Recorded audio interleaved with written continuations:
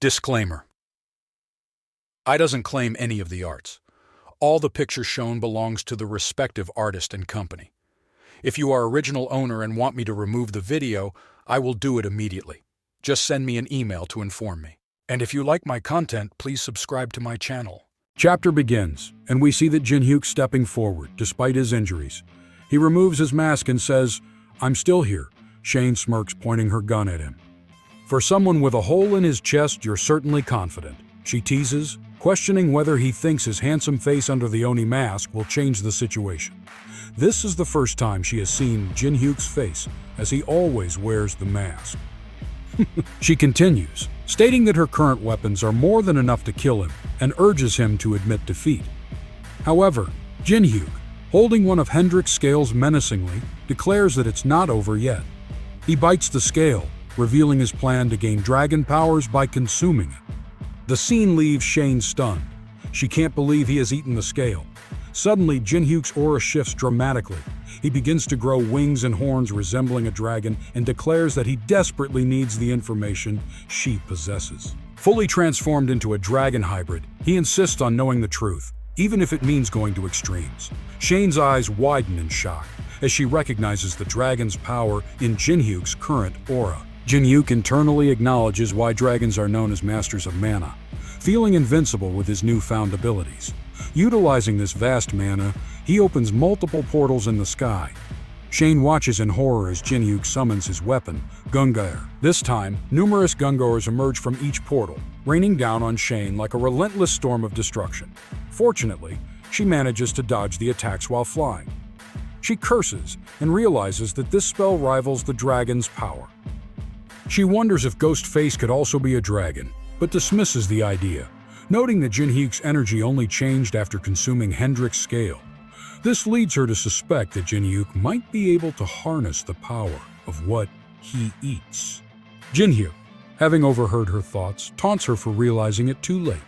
He approaches her from behind, ready to strike. Shane barely manages to block his attack with her beam saber.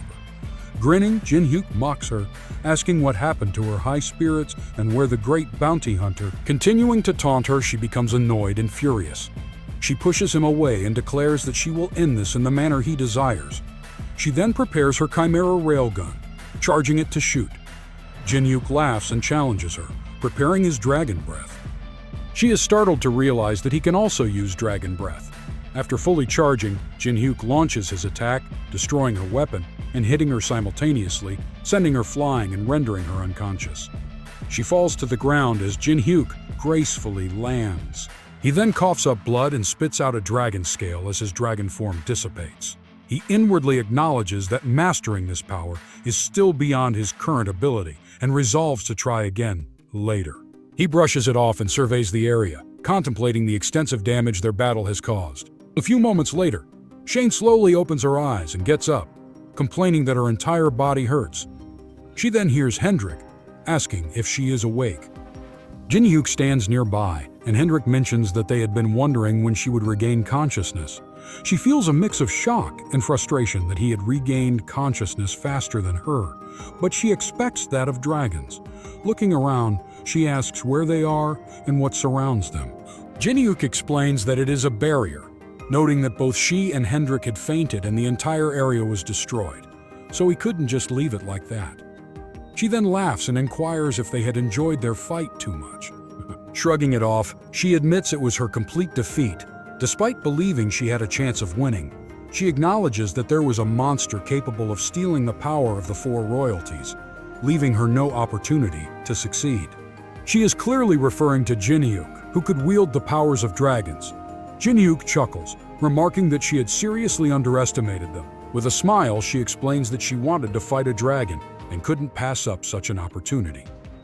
Jin-hyuk and Hendrik are taken aback by this revelation, feeling frustrated that they had gone through all this effort for that reason alone. She stands up and declares that whether it was her or the dragon on the 50th floor, she wanted to know who was stronger. Hendrik, having been a dragon slayer in his past life, responds by saying he couldn't comment on that. However, Jin-hyuk urges him to say something and adds that he had used all the mana stones he had collected from the monsters he had defeated to maintain the barrier.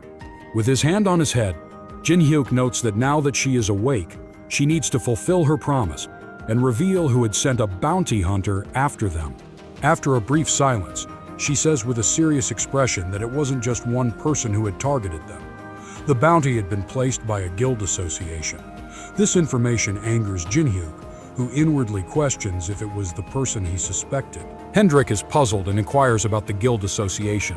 In response, she explains the concept of penalties, stating that a high-ranking climber faces restrictions on how much they can achieve on a lower-ranking floor. To bypass this, they support and defeat a low-ranking guild. These guilds then take control of guilds on lower floors, which in turn conquer guilds on even lower floors.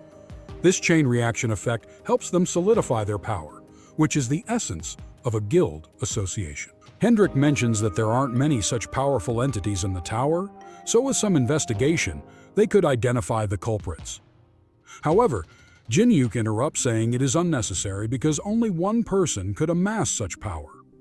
He reveals that this person is Kane Pellin, a member of the 9-star guild association called the Holy Kingdom, and one of the individuals responsible for his death in his past life. Kane stood in a foreboding structure, expressing gratitude to everyone for attending. As he did so, the current 9 stars were introduced. Doneth Taylor, the renowned sword saint, spoke up, stating that he knew why Kane had gathered them. He mentioned having heard that the affiliated guild of the revered Holy Kingdom had been attacked. Merlin the Archmage chimed in, inquiring if the attacker was Ghostface, a formidable climber on the 50th floor. Dang Joan, the Poison King, questioned the situation on the 50th floor, wondering if such a lowly person could have carried out the assault. Suddenly, Carmen stomped her foot on the floor, releasing her aura in anger as she interrupted them. "Are you all done talking?" she asked sharply. Doneth Taylor retorted, confidently drawing his sword and asking if Carmen wanted to fight at that moment. Kane intervened, asking Doneth Taylor if he could guarantee that his own affiliated guild wouldn't be the next to be ambushed.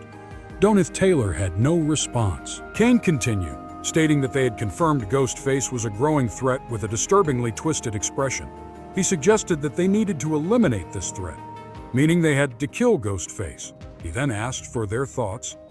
Doneth Taylor responded by asking how they would get rid of him, whether they would all go down there personally to take care of it. Kane answered no, explaining that the penalty for such an action would be too great. Instead, they would have to rely on a freelancer. Kane also revealed that he had already chosen who to send. Meanwhile, in a village engulfed in flames, Shane was seen badly injured, as if she had just been in a fight. With a smirk, she remarked on the difference in skill, saying it was unexpected for it to be so vast, even though she and her opponents were all climbers from the 300th floor. She acknowledged that king-ranked climbers were truly on a different level, referring to the 2 individuals standing before her. One of them wore a skull mask and told her that she had failed in her mission to kill Ghostface and had even leaked information. The other, who had a snake, added that because Ghostface's party had become hard to track after parting ways with her, it indicated that she had allied with him and his group. The man's snake suddenly grew larger and wrapped itself tightly around Shane, causing her intense pain as her bones began to crack. Then the snake lunged at her as if it were about to devour her. It was unclear whether she was actually eaten. Elsewhere, Haru seemed to be in a completely different realm, hearing a voice calling out, "Save me! Save me!" The cry grew louder, jolting her awake, revealing that she had been dreaming. Noticing her expression, Jin-Yu asked Haru if she was okay. She turned around and saw Jin-Yu and the fox girl, then asked about Shane and Hendrik, wondering why they weren't there. Jin-Hyuk explained that Hendrik had left earlier to gather information, as the people pursuing them were serious. It seemed like Hendrik was doing some reconnaissance based on the information Shane had provided. Jin-Hyuk then noticed that Haru appeared to be feeling better, so he suggested they get going. When she asked where they were headed, he smiled and asked if she had forgotten that their next destination was the black market on the 51st floor. In the business district, people were enjoying themselves, looking happy and carefree. Miho glanced around, spotted something she liked, and asked Jin-Hyuk if she could eat it. He agreed, saying there was still time left before the black market opened. While Miho felt excited, Haru seemed distracted, lost in thought about a strange dream she had earlier. Noticing her troubled expression, Jinyu asked if something was wrong and whether she was going to eat anything. She apologized, explaining that she was just thinking about something. At that moment, Miho shouted, "Look at this," as she carried a large amount of food, inviting Haru to eat together. Haru agreed and joined her, but Jinhyuk noticed that something still seemed off about Haru. As night fell and the moon rose high in the sky, Jinhyuk said that before entering the black market, Haru needed to hide her identity better because she was too noticeable. With a snap of his fingers, he changed her clothes, making it easier for her to blend in and most importantly concealing her horns. He also told Miho to transform into her fox form and hop onto his shoulder. When they reached the entrance of the black market, two guards were deciding who could enter based on their identities. When it was Jinhyuk's turn, he showed his card.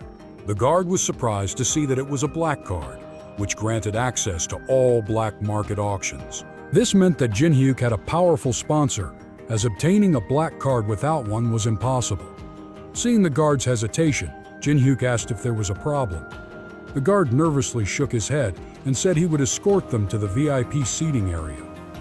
As they made their way there, some bystanders recognized the mask Jinhyuk was wearing. They realized it was Ghostface and noticed that he had a woman with him. Some wondered how he had gotten VIP access. When they arrived at their private seating area, the guard explained that this was their reserved spot and that they could press a button whenever they wanted to place a bid. Jinhyuk acknowledged this and instructed the guard not to enter the room unless called. The guard agreed, wished them an enjoyable time, and respectfully exited, closing the door behind him. Moments later, the auction began. The auctioneer presented various items, and the crowd eagerly placed their bids, competing intensely for each item. Today, Jinhyuk made a purchase, a summoning-type trinket for 350,000 gold. He remarked that there weren't many interesting items to buy, and Haru agreed, noting the large crowd of people on the lower floor. Inwardly, Jinhyuk felt uneasy. So many people being gathered here likely meant that something big was about to happen. The auctioneer then announced the next item, claiming it to be particularly valuable. The moment Haru saw it, her eyes widened in shock and anger. Without hesitation, she sprang up and leaped off her seat. "Where are you going?" Jinhyuk shouted after her, but she didn't respond. She dashed towards the item, an urgent voice echoing in her mind, saying, "Save me," again and again. Just like in her dream, Haru heard a voice coming from an item. As she approached it, two guards stepped in her way, blocking her path and forcing her to slide back. She quickly pulled out her weapon and attacked again, but one of the guards, a skilled fighter, deflected her strike, causing her to stumble. Suddenly, a fat goblin appeared and demanded to know why she dared to touch something he wanted. Just then, an angry Jinhyuk arrived, glaring at the goblin. "You should be the one backing off," he said menacingly. "Do you even know who you just laid your hand on?" The man and his bodyguard recognized Jinhyuk as Ghostface, putting them on high alert. However, the fat goblin just grinned widely. Jinhyuk asked Haru if she was okay, and why she had jumped down so suddenly. Haru pointed to the item and said she had heard a voice coming from it. The auctioneer, unfazed by the commotion, chuckled and explained that things can get chaotic when valuable items are up for bidding. To keep the excitement going, he revealed the item by lifting the blanket. Haru's eyes widened in recognition. It was a flower accessory in the style of the fallen Oni tribe, reminding her of the Oni children from her village, especially a little girl who had a flower on her head. Her gaze turned sharp with anger. "How dare they sell an item from my tribe at a mere auction?" she muttered. Jinhyuk placed a reassuring hand on her shoulder. "Trust me," he said. Meanwhile, the auctioneer announced the starting bid at 100,000 gold. The bids quickly rose to 150,000, then 200,000, and soon 250,000. But all those bids were dwarfed when the fat goblin offered 1 million gold, shocking the auctioneer. He asked if there were any other bids, smirking at Haru. "Looks like another rare species will be added to my collection," the man taunted. "It's a pity I couldn't get my hands on an Oni corpse, but maybe this will do." He laughed again. Haru was ready to attack, thinking to herself that she couldn't let the item fall into his hands. But Jinhyuk stopped her just as the auctioneer was about to declare the item sold. Jinhyuk interrupted, raising the bid not to 2 million but 3 million gold. The entire room fell silent in shock. Even the fat goblin was taken aback. Jinhyuk stood next to the item and said firmly, "If you're not willing to spend 3 million, then back off." After a tense moment, the auctioneer finally announced, "Sold for 3 million gold." As murmurs spread through the crowd, someone remarked that they never knew Ghostface was that wealthy. The fat goblin muttered curses under his breath. Inwardly, Jinhyuk was worried. Had he drawn too much attention by ending a bidding war that hadn't even started that high? It was best for them to leave quickly. Jinhyuk glanced at the auctioneer and firmly stated, "I'll take it. Pack it up as quickly as possible." The auctioneer nodded in agreement, promptly setting about the task. Outside, Haru held the item in her hands, a look of gratitude crossing her face. "Thank you, Jinhyuk," she said. "This must have cost you a fortune." Jinhyuk shrugged, a faint smile on his lips. "It's not my money, so don't worry about it. If you want to thank someone, thank Goldrich." Just then, the flower began to emit a faint glow, and suddenly an Oni soul emerged from it, embracing Haru. "Thank you," it whispered, leaving Haru momentarily bewildered as the realization dawned upon her. Tears welled up in her eyes. "For everyone's salvation," she murmured, "I will have my revenge." Inwardly, Jinhyuk understood now why Haru was so fixated on the item. It wasn't just an ornament. A deceased Oni soul was bound to that hairpin. Without warning, the bodyguard from earlier leaped into the air, appearing behind Jinhyuk and ready to strike. But Jinhyuk's reflexes were sharp. He swiftly turned around, parrying the blow. "How are you?" he shouted, sensing her concern as he repelled the attacker. He demanded, "Who are you?" Yet recognition struck him almost immediately, for standing beside the man was Gobsi, the fatty. Jinhyuk sneered, "Your timing is as obnoxious as ever." Gobsi scoffed, a sly grin spreading across his face. "How rude," he replied mockingly. "I was generous enough to let you have that item. If you truly wanted it, you should have bought it at the auction." Jinhyuk retorted, "But let me be clear. I won't let you lay a finger on this accessory." He took a step forward, his tone turning cold. "Leave now before you get hurt." Gobsi's grin only widened as he pointed at Haru. "The hairpin doesn't matter anymore," he said. "I've set my sights on the real Oni now." Fury flared in Haru's eyes. "Try it," she challenged, dashing toward him. Gobsi hefted his giant hammer and brought it crashing down onto the ground, but Haru nimbly evaded the blow. "Don't be reckless," Jinhyuk shouted, his voice filled with urgency. But before he could do anything, a sword thrust toward his face, forcing him to dodge at the last second. The attack came from the bodyguard, who grinned wickedly. "I'll be your opponent," the man declared with a sinister glint in his eyes. Jinhyuk's thoughts raced. This guy was on par with Hendrik, maybe even a more skilled swordsman. He activated his battle foresight, determined to gain the upper hand. Haru too tapped into her battle foresight, analyzing Gobsi's movements, noting his strength but also his sluggishness. "I can win if I counter him just right," she thought, seeing an opening. She lunged for the kill, but Gobsi's smirk only grew wider as black smoke suddenly poured out from his hammer. Realizing the danger, Haru quickly covered her nose to avoid inhaling the smoke. "It's poison," she realized, her heart pounding. "I need to hold my breath." As Gobsi spotted an opportunity, he quickly grabbed Haru's face and pushed her to the ground with force. He sneered at her, saying, "Remember this when you reach the 50th floor. You'll see that every climber has a secret weapon." He continued, "This is a numbing poison from the goblin bastard's poison needles, but I've improved it and turned it into a gas." He grinned, adding, "You won't be able to move for a while." Struggling to speak, Haru declared, "I won't be defeated by a simple poison. As the last Oni, I will have my revenge." But Gobsi just laughed, his voice cold and dismissive. "I don't care about the honest," he said. "Don't be too upset. Your life isn't ending, it's just beginning. Of course, to make you obedient, I'll need to cut your tendons." He menacingly raised his knife, sneering, "Consider it an honor to start a new life as one of my prized collector's items." Just before he could follow through, Jinhyuk arrived on the scene with a threatening presence. He moved so fast that he blew Gobsi's arm clean off. "How am I able to move despite your poison?" Jinhyuk asked mockingly. "Unfortunately for you, your poison doesn't work on me," he smirked. "And you're far too ugly and worthless for taxidermy, so I'll just kill you."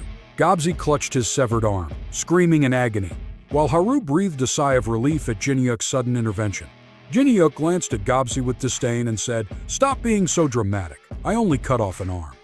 If you keep whining, I'll have to cut off the other one in an instant." The bodyguard appeared out of nowhere, slashing at Jinhyuk. Fortunately, Jinhyuk reacted quickly, blocking the attack with his magic. He knew well that if his reaction had been even a moment slower, the situation would have turned dire. The bodyguard was puzzled by what had just happened, narrowing his eyes to try to understand what Jinhyuk had used to block the attack. Magic, he deduced, though uncertainty lingered in his gaze. Jinhyuk retaliated with a 5-finger soul bullet, sending a series of explosive blasts towards the bodyguard. The bodyguard managed to dodge the assault but couldn't help but feel bewildered. He can wield both sword and magic, he thought, his expression tightening. If he's proficient in both, could he have a hidden class? The pressure emanating from Jinhyuk made the bodyguard feel as if he were standing before a seasoned high-floor climber. Before Jinhyuk could launch another attack, the bodyguard appeared at Gobsi's side. "The situation has changed," he said sternly. "Retreat and tend to your injuries." Gobsi, seething with rage, shouted back, "Are you joking? I'm not retreating when there's a living Oni right in front of me." The bodyguard's gaze darkened as he pointed his sword at Gobsi's face. "Have you forgotten the terms of our contract?" he asked menacingly. "In exchange for my protection, you agreed not to interfere when I'm in the middle of a fight." He told Gobsi to disappear at once, or else. Without hesitation, Gobsi began to flee, declaring that if he couldn't claim the Oni, he would settle for the item. As he rushed toward it, he viciously shoved Miho, who was standing nearby, to the side and snatched the item with a smug grin. He shouted over his shoulder, "I'll be adding this to my collection." But just as Gobsi started to make his escape, Haru got to her feet, determined. "I won't let you get away," she yelled. The bodyguard spotted Haru and was taken aback. How was she still moving? He wondered. If the gas-type poison's effects had worn off more quickly than expected, he thought, leaping toward her. "I won't let you chase after Gobsi," he declared, swinging his weapon to cut her down. But Jinhyuk intercepted the attack, blocking it with ease. "Where do you think you're going?" Jinhyuk asked, his voice steady. "If you start a fight, you should see it through to the end." For a brief moment, the city seemed peaceful. Then suddenly hundreds of slashes filled the air, followed by the complete destruction of nearby buildings, all caused by the fierce clash between Jinhyuk and the bodyguard. Observing the bodyguard's furious expression, Jinhyuk commented, "No matter how I look at you, your skills are wasted in a filthy place like this." The bodyguard scoffed, "Being in a place like this lets me encounter strong people like you." Jinhyuk, however, was unimpressed. "You're just a rat who ran away because you were too scared to climb the tower," he shot back. Those words seemed to strike a nerve, and the bodyguard's anger flared. With a powerful blow, he sent Jinhyuk sliding backward as he dashed forward to continue his assault. "You don't know anything!" he shouted, unleashing a flurry of air slashes that caused massive explosions to erupt across the battlefield. Yet Jinhyuk reappeared beside him, completely unscathed. "You're weak," he declared coldly, slashing the man and leaving him coughing up blood as it poured from his wounds. The bodyguard's mind flashed back to his past, to the tower's true nature, the time he reached the 431st floor, a realm steeped in fraud, deceit, and betrayal, where only the lowest forms of humanity thrive. It was there that he lost his sight, betrayed by a supposed ally who left him for dead. Returning to the present, he screamed, echoing Jinhyuk's earlier words. "This place is disgusting." He steadied himself, readying for his next attack, and snarled, "At least here, the people don't bother to hide their filth from one another." And with that, this chapter ends. Thank you for watching this video until the end. Support this channel by liking this video and subscribing the channel. And if you want me to recap another manhwa or manga, write its name in the comments section. And if you want to know that what happened in previous chapters, you can watch them in this channel. Stay tuned for next chapters.